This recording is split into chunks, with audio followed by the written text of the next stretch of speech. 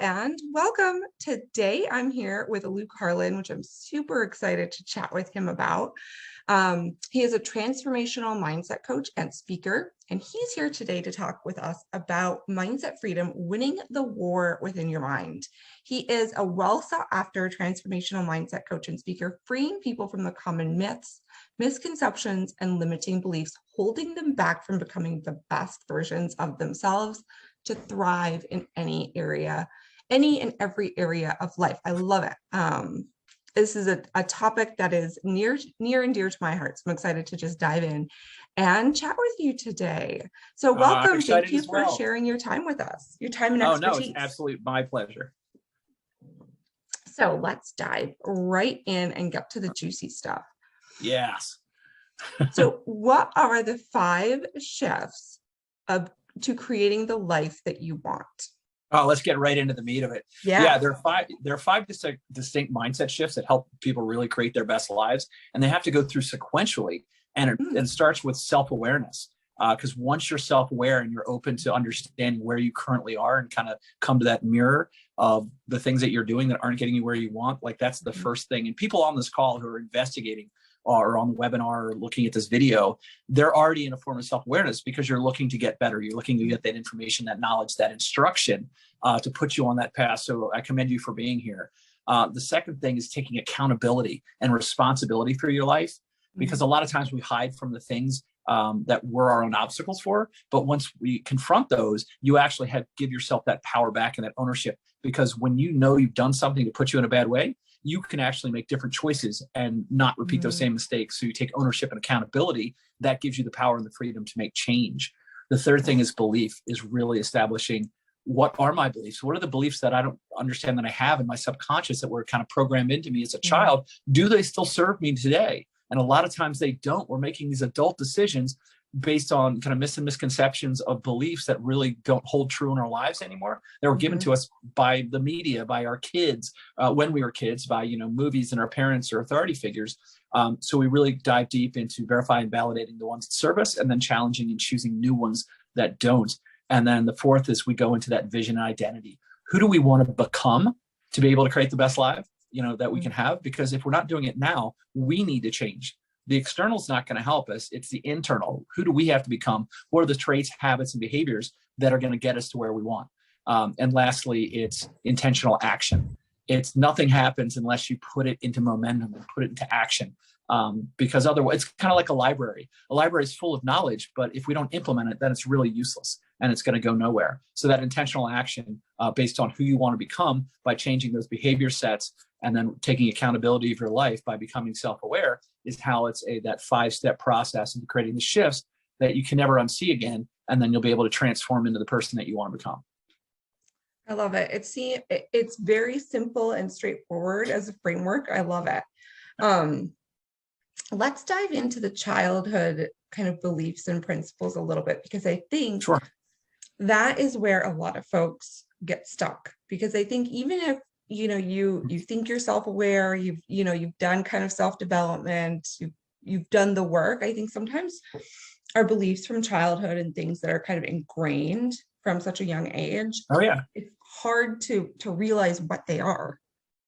Oh, well, that 100%, because most of us don't understand that before the age of 7, we believe everything we're told. We don't have the cognitive maturity at that point. Our neuroprocesses haven't developed where we're dealing with context and making choice of what we believe or don't believe. This is why little kids believe in the Easter Bunny and Santa Claus and all these things, or there's monsters under your bed. They literally think there's monsters under the bed because they don't have any contextual reference for it, because their brain hasn't matured.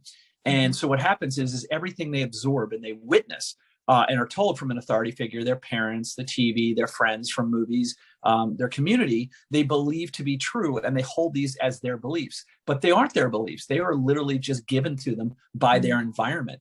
So think of it this way. It's like buying a new computer. You go and buy a new computer, it already is installed with an operating system.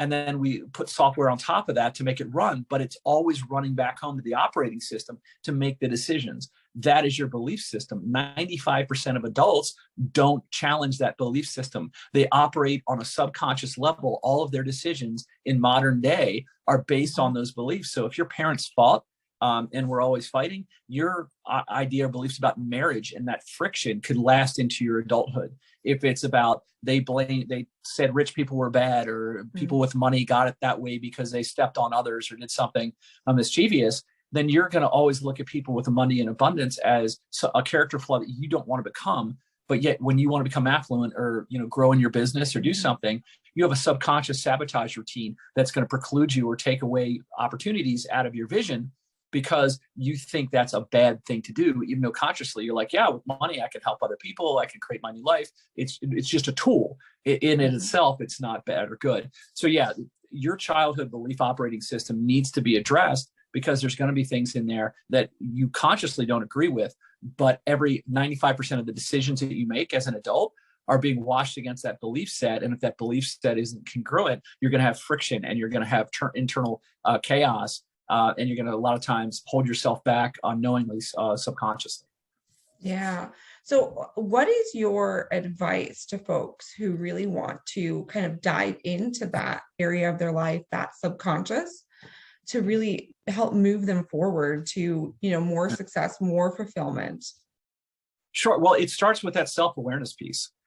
Self-awareness is simply bringing, what are your priorities? We go through a litmus test. When I take my coaching clients, course clients through, is the first thing they do is that self-assessment. What are those pain points in life? What are the things where it's exhibiting? Am I not getting, ahead in my career? Is it financial? Is it relational? What is happening in my life that I'm not getting ahead, that I'm, upset with?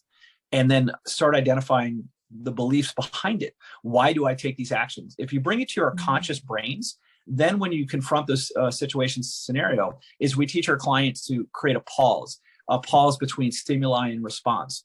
And when you create that gap of stopping before automatically going through that subroutine, this automatic behaviors and conditioned behaviors, where you suddenly you're like, why did I do that again? When you bring it to your conscious matter, then you're going to be able to examine it and go, wait a minute, why do I feel this way? That feeling is tied to a belief, and it's usually tied to a very strong visceral memory of when it was embedded and why, and then you can start questioning it. So it's a process of becoming aware and start being an observer of yourself. And there are tools and techniques and exercises that we go through with my clients that help them do it on a day-to-day basis. And it progresses over time. And the more you're able to separate that distance between obviously stimuli and response, between thought and action, that's where your freedom and free will and your power comes back to you. Because at the end of the day, we really got to get away from emotionally reacting to things and start intelligently responding. That's where we gain control over our thoughts, because our thoughts bleed into, our thoughts, our feelings against our beliefs. We make a decision, we take an action, we get a result. And if we don't interrupt that pattern, and if you notice, that pattern goes specifically along the 5 shifts. Yeah. I love it. So you talk a lot about success and fulfillment, and what do you think is the difference between the two? And, I think sometimes people look at their lives, kind of take inventory of their lives and think, well, I think I'm successful, right? But there's still like this yearning, there's something that they feel is missing, which I think oftentimes is fulfillment. So how do you make sense of that? Well, no, that's kind of a paralysis that we all go through, because we're conditioned as a society to always measure ourselves against the external, like the good job, the income, the baubles, the toys, the material things. How are we in relationship to others as far as within our career or things like that? So we create these benchmarks of success, whatever they may be to you individually. And we attach thinking that once we have those, then we'll be fulfilled. And that's really not the case, because it's the wrong be do have. Like it's have do, like when they say, oh, I have to have this to be the person or I have to have this to do the things to be the person that I want. And it's really, you need to be the person you want to do the things that'll get you what you have. Like it's reverse engineered. So what it really comes down to is that we put our eggs in this success basket and these benchmarkers, but yet internally we're craving that independence, that free will, that joy, that happiness, and that fulfillment. But too often we're intrinsically tying our identity as a person, as a human, as a caring individual, with our vocation. with what we do. And if you ever listen to somebody and I said, hey, what do you, who are you? And you're like, I'm a lawyer. Well, the lawyer's not who you are. That's kind of what you do as your vocation. Who you are you an empathetic, kind soul? Do you like being outdoors? What is your passions? What is your joy? What brings you happiness? And I think a lot of us who get into that midlife criteria, who've been so busy focusing and supporting other people, is that voice inside, that internal mechanism that says you want to be more, you want to do more, you want to affect and impact lives and have a legacy, gets louder and louder. But most people don't know how to have the internal dialogue because we're conditioned to always look for the external. So many of my clients come to me, and so many just in general people come to me and say, the red flags are, I should move, I should change jobs, am I in the right relationship? Those are all, tangential things to the real core issue, which is your body, which knows more. Your gut feeling is there for a reason. Your gut feeling is there because your brain picks up tens of thousands of different micro signals and vibrations and things that our conscious brain doesn't. So it's telling you something that it sees that you can't consciously comprehend. So you need to listen to the gut and silence yourself. And that's when we start having these internal conversations between the benchmarks of success, which is typically living up to other people's, criteria for how you should live your life versus how you want to live, and you should authentically live yours to have purpose. And that's where the 5 shifts come into play. Absolutely. It's that dialogue. You can't have the dialogue with yourself until you change your thinking. It's what Einstein always said, is that we can't solve the problems we created with the same level, or you can't solve our problems with the same level of thinking that we created them with.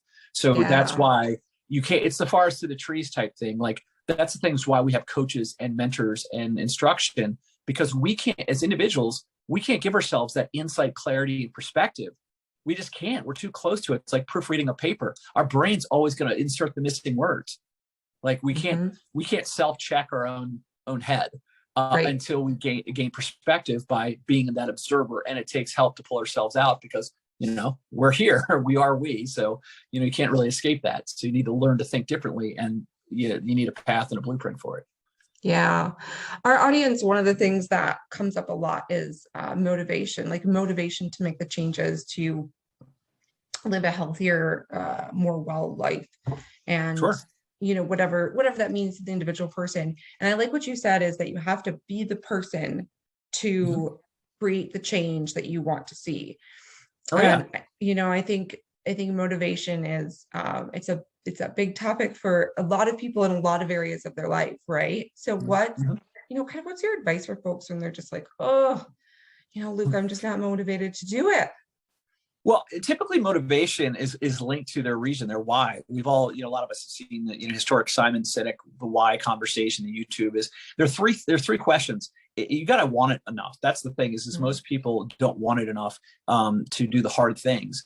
So that's why I always start out clients or any conversation with the 3 questions. Like the standard 3 questions is, what do you want? And sometimes that takes a lot of people a huge amount of process time and their exercises, because you're going to rattle off what you think other people want or what you told your life. You got to really, what do you really want? Why do you want it? What is the emotional connection? What does it mean to you at the core, not just superficially? Because you intrinsically need to tie that emotion to the reason. And third thing is, how are you going to feel when you achieve that? Because if we cannot put ourselves in the future with that emotion of accomplishing it, we can't set a course for our brain to follow. Remember, we have this huge GPS in our brain, and this operating system. And then when we look at it, we give it instructions to go look for solutions. And that really, really comes down to, if we don't know what we want, why we want it, how we're going to feel to achieve it, then we're not going to stick to the hard stuff. And that's the reality is when we rubber meets the road, kind of like in that last part, that 5th shift of intentional action, we're not going to stick to it. It's not about motivation, because when it gets hard, it's not about motivation. It's about discipline. Motivation is making that decision. Everyone's like, I'm going to lose weight this year. I'm going to make more money. I'm going to be a better husband or wife. I'm going to be, more attentive to my kids. We say all these kind of resolutions and decisions, and we declare these things, and we feel good doing it. Yeah. But to stick to it, it takes hard work, and it's doing that daily discipline of effort and intention especially when we don't feel like it, when we're rewriting Wow. behaviors and patterns. So yeah, motivation is fleeting, and you got to go to the source to drink more of it to get it done, which is not a bad thing. But if you can't be your own source, then you are passing the buck off to an external, and you're not holding yourself accountable. Again, shift number 2. So there's a lot of moving pieces between motivation and execution. And that's what I empower my clients with, is that blueprint and framework, so they can be their own resource and go back to what's tried and true in the shifts, so they can recognize when they're going off course. I love that. Makes a lot of sense. Like doing the hard work and just being disciplined to do it, I think is a realization for a lot of folks, right? That it is hard work, whatever it is, whatever the thing is, it's all hard work. Well, what I'd like to interject real quick is that is that you need to fall in love with the process, because so many people are looking for the outcome. Yeah. Like, oh, when I get here, I'll have everything I need. No, you need to enjoy the process and the micro wins that you're putting in the daily, the due diligence and the daily efforts, even if it's just like little efforts each day, 1% better. You've got to take joy and pleasure, because it's your life. We have a finite amount of time in this body. We got to enjoy the process, because if we thought the outcome was being successful at a certain age, like, there is no finish line. Our finish line in this body is death. I am in no hurry to get to that finish line. So like, in the meantime, I'm going to enjoy the process and the milestones and the micro achievements, and not worry about what my year end goal is. And that's the difference between goal setting and taking solace and achievement and excitement in the daily actions. And that's your reward, is that you're just moving 1% better, and exponentially, you're going to get there a lot faster than worrying about the outcome 6 or 12 months from now. It's the actions. I think that's powerful. It's the actions that you take. It's not the resolutions you make. It's creating the new behaviors. It's becoming the person that can do something, and it's never overnight, and it's gradual. You don't lose your 30 pounds in a week. Right. When the scale says you're down 1 or 2 pounds and you're pissed off, no, you should celebrate that and look at, hey, what did I do to get there? Because guess what? Time is going to pass us regardless. We can have, 6 months of excuses or 6 months of regrets. Yeah. I love that. Yes. Just like falling in love with the process.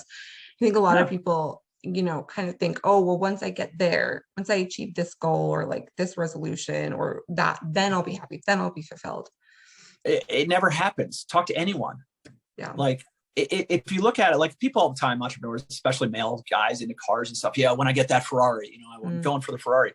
What typically happens is, when you build the discipline and you take on the new habits and you change your mindset to do the things you need to do to acquire the wealth, to acquire that thing you thought was so amazing, that's the reward. That's the growth. That's what we're looking for. And by the time you have the ability, 9 times out of 10, you don't care about the Ferrari. It is meaningless to you. You've evolved and you've grown, and you're in love with who you are and your process and your love of learning, and always being an ever learner and an always doer. That's a big thing. Don't be an ever learner and a never doer. You'll just frustrate yourself.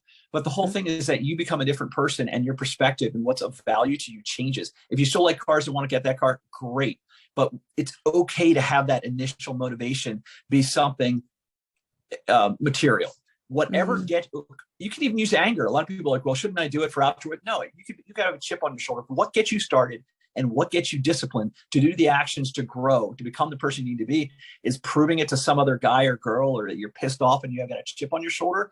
That chip will go away over time as you grow. But if it gets you going, leverage what you have in your current state to get to the next state. I love that. Really, really great advice.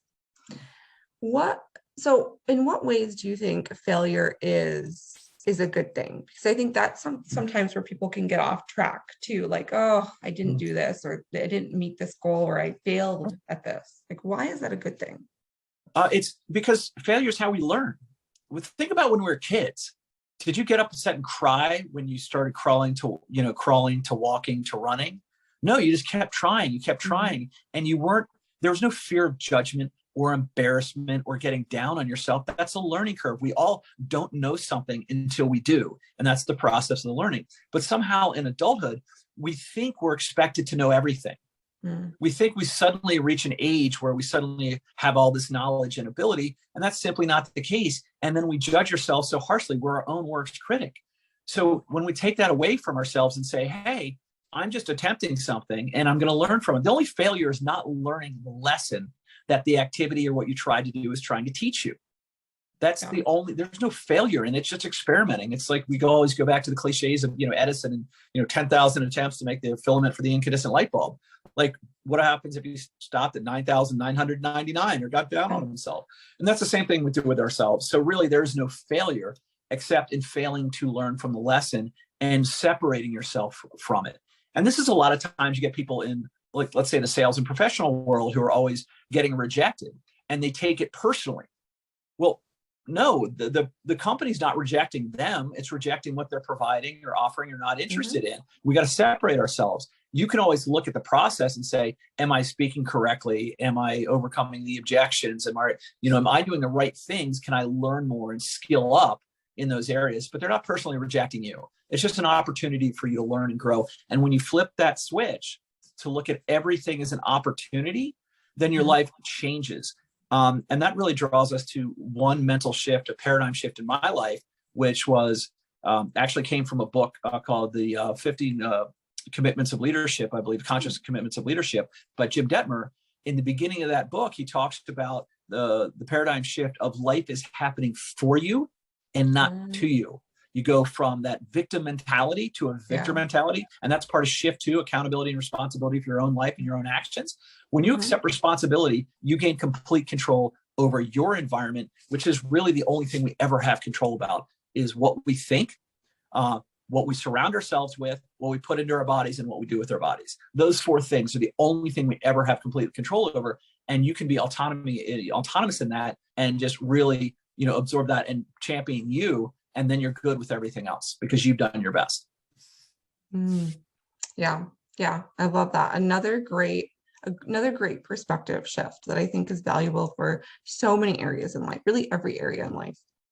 That's the one thing that people compartmentalize, is that they don't realize that you're you all the time.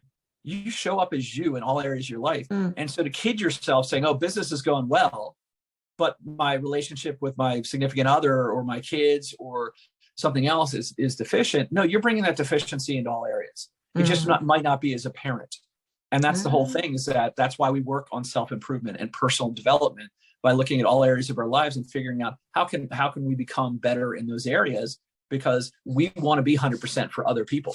But we have to invest in that self-care and that acknowledgement, that self-awareness, that accountability to do our own homework in order to affect others in a positive way, because we belong to an ecosystem where we were meant to cohabitate and build communities and interrelate and provide value to one another.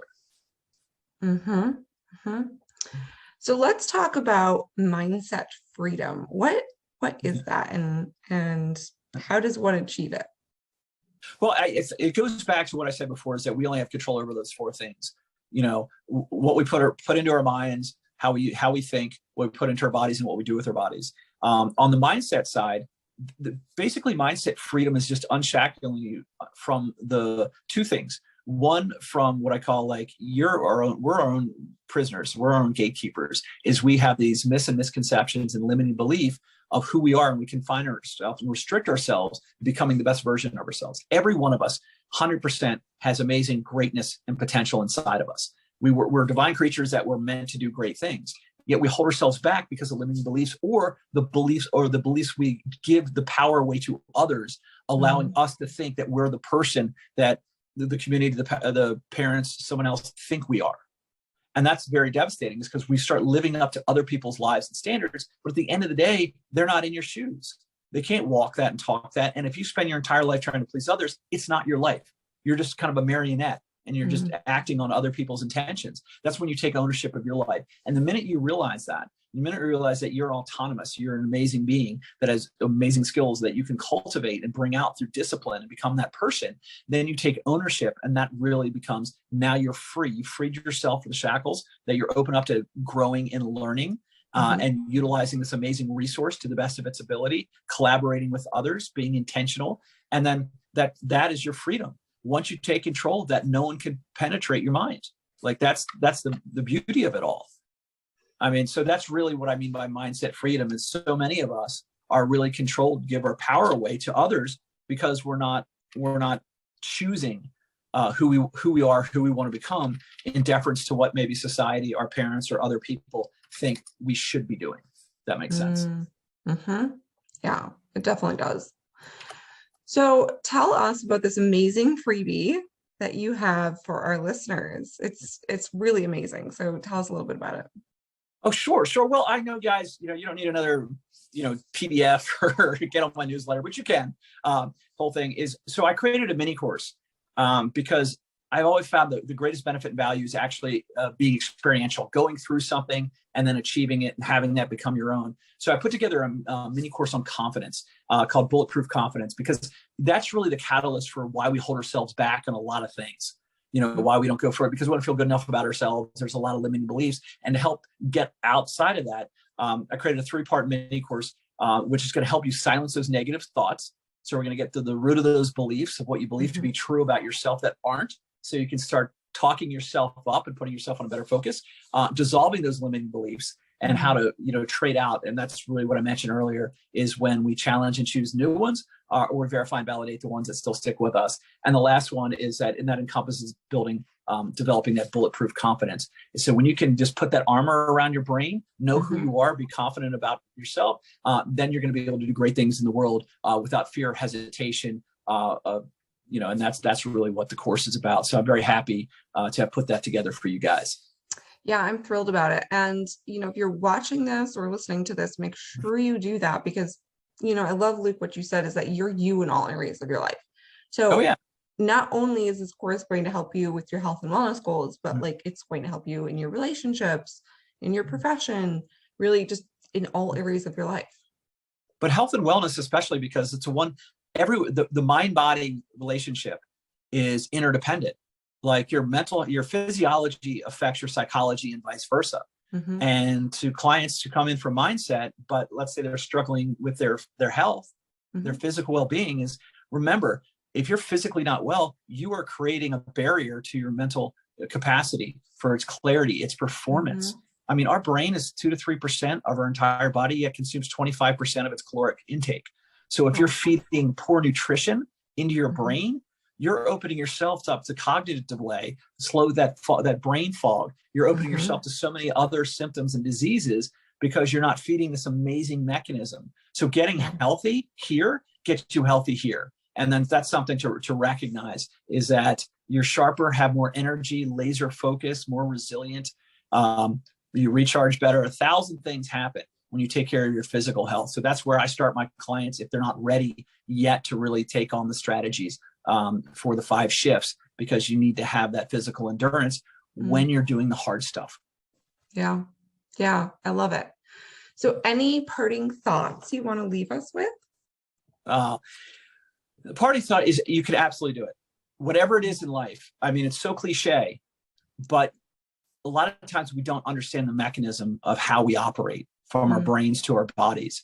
And so to me, is letting go of the ego, letting go of the fact that you can accept that you don't know what you don't know, and embrace a coach, embrace a mentor, be open to learning and growing. Your life will significantly improve. That's how we do it together. So, a lot of guys out there are the ones like myself, and I get emotional about it, are the ones who don't ask for directions. And this is what people are. There's so many people willing to help you that this is a time in your life where you don't have to carry that burden by yourself. So definitely reach out to someone you resonate with, and they'd be happy to help you. Oh, I love it. It's so powerful. I mean, I think this time in like our society, I think it's just opened up. I think one of the good things, if you can say it's a good thing, that came from COVID and the whole pandemic is, I think it's just opened up so much more opportunity and awareness for so many different people on like what the possibilities are, and that there are all these coaches and all these people willing to help you and kind of support you and lift you up as you kind of figure out your way. I always go to the Lego analogy. Right now, you only have 10 Legos in your head. You're always going to come up with the same results. There's only so many permutations. And then you get stuck in that loop and you do the same behaviors and you think that's all that exists, and you get frustrated and down on yourself. and you think you're not enough or can't do it, or it just wasn't meant to be, and you resign to being ordinary. But that's what growth and learning is about. If when we start learning and open ourselves up to new information, imagine now having 100 Legos for this amazing brain to start working on different permutations and different opportunities and different thoughts and other outcomes. And that gives you hope. Now imagine you have 1,000 Legos. This is how we are always growing and learning, and how that permeates in our ability to see new opportunity that's always been there, but our blinders have been on because of our current bias of the limiting beliefs that we hold on to. Yeah. Yeah. Well, this has been a fabulous chat, Luke. Thank you so much for, sharing your expertise with us. And I know your free gift is going to give our viewers a lot of immense value.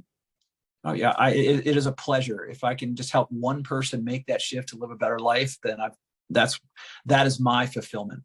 That's where I went from success to fulfillment, to fill the gap in my life, is that joy and passion and purpose, just to helping other people go through the same transformation that changed my life. Yes. Thank you so much.